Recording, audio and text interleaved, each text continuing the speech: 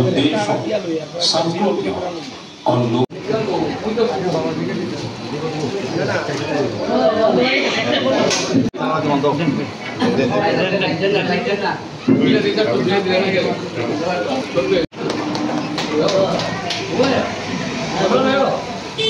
इसे मिटाने में बड़ी मदद मिली।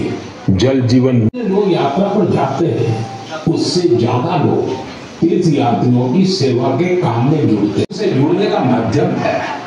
इनके अलावा इन यात्राओं का एक और बड़ा बैक्टीरिया से फैलती है।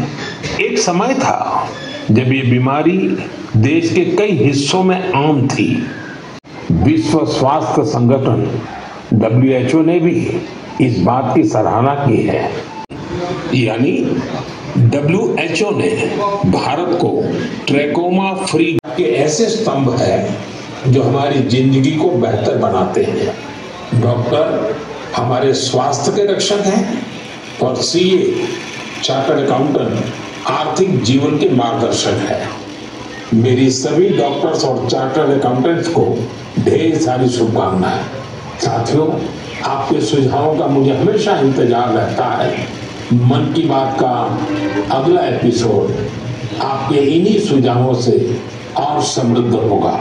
फिर मुलाकात होगी नई बातों के साथ, नई प्रेरणाओं के साथ, देशवासियों की नई भावनाओं से, पूरे समर्पण से और पूरे अनुशासन से अपनी धार्मिक यात्रा संपन्न करते हैं तो उसका फल भी मिलता है।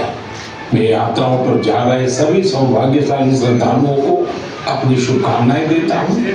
जो लोग सेवा भावना से यात्राओं को सफल, इस बार के योग दिवस की भव्यता ज्यादा से ज्यादा लोगों को योग को अपनाने के लिए जगवाते हैं।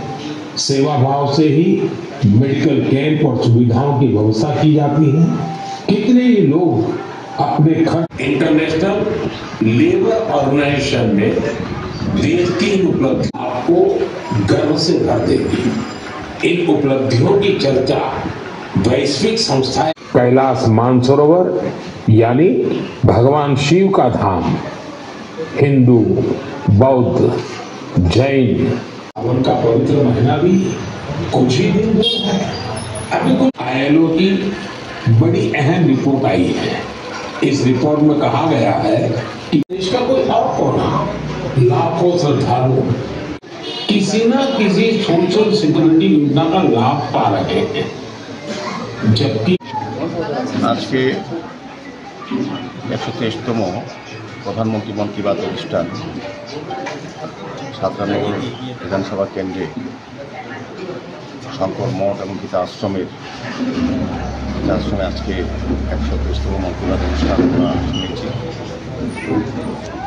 तो सारा भारतवर्षे प्रति मासेर शेष दिनटाय রোববার অধীর আগ্রহ থাকেন আমাদের যশস্বী প্রধানমন্ত্রী ভারতবর্ষের উদ্দেশ্যে, সারা পৃথিবীর উদ্দেশ্যে এবং জনগণের উদ্দেশ্যে আগামী ভারতবর্ষ কীভাবে তৈরি হচ্ছে এবং কী কী করা হয়েছে জনগণের বিভিন্ন বিষয়ের উপর নিয়ে আলোকপাত করে অধীর আগ্রহে আমরা শুনতে অপেক্ষায় থাকি। তার 23তম মন কি বাত আমরা শুনলাম। বিশেষ করে প্রধানমন্ত্রী প্রথম দিকে ওনার আলোচনায় আমাদের যোগার উপরে গুরুত্ব আরোপ করেছেন।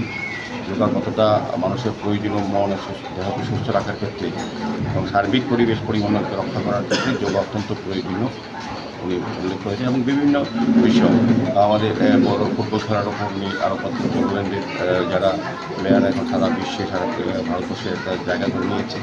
আমাদের মেঘালয়ের যারা মা বোনেরা আছে তাদের স্কিল ব্যবহার করে তারা আর্থিকভাবে আত্মনির্ভর হচ্ছে এবং বিশেষ করে বলব যে আমাদের পরিবেশের উপর গুরুত্ব আরোপ করেছে এবং বিভিন্ন ক্ষেত্রে সরকারি পাশাপাশি ব্যক্তিবর্গরাও যে পরিবেশ রক্ষার ক্ষেত্রে পারিবারিকভাবে এগিয়ে এসেছেন এবং পরিবেশ রক্ষা অত্যন্ত প্রয়োজনীয়।